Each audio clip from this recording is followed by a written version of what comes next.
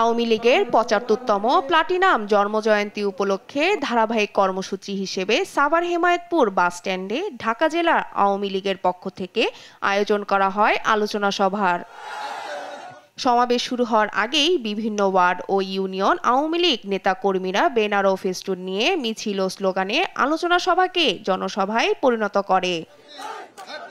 আলোচনা সভায় কেন্দ্রীয় নেতারা উপস্থিত হয়ে বলেন, বেগম জিয়ার মুক্তি করার দাবি জানিয়ে দেশকে আরও উত্তপ্ত করার চেষ্টা চালিয়ে যাচ্ছে বিএনপি।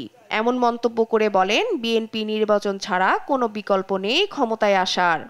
বিএনপি জামাত এরা নির্বাচনকে ভয় পায়, এরা নির্বাচনে বিশ্বাস করে না, এরা সন্ত্রাসী দল। গণতান্ত্রিক চরিত্র এদের মধ্যে নাই, গণতান্ত্রিক চরিত্র নাই বলে তারা নির্বাচনকে ভয় পায়। বিএনপিকে বলতে চাই যে আপনারা এগুলি কিছু করে আপনাদের কিন্তু কোনো লাভ হবে না। আপনারা যদি রাজনীতি করতে চান তাহলে সুস্থ রাজনীতি করেন।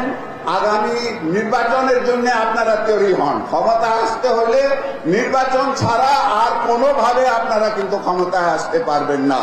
আলোচনা সভায় প্রধান অতিথি হিসেবে উপস্থিত ছিলেন আওয়ামী লীগের সাধারণ সম্পাদক ওবায়দুল কাদের। বিএনপিকে উদ্দেশ্য করে বলেন, বিএনপির আন্দোলন জোর নেই। মির্জা ফখরুল সহ বিএনপির নেতারা এখন তারেক আতঙ্কে আছে।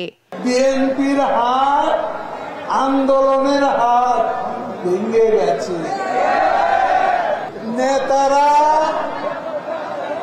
দিনের আরাম, রাতের ঘুম হারাম হয়ে গেছে।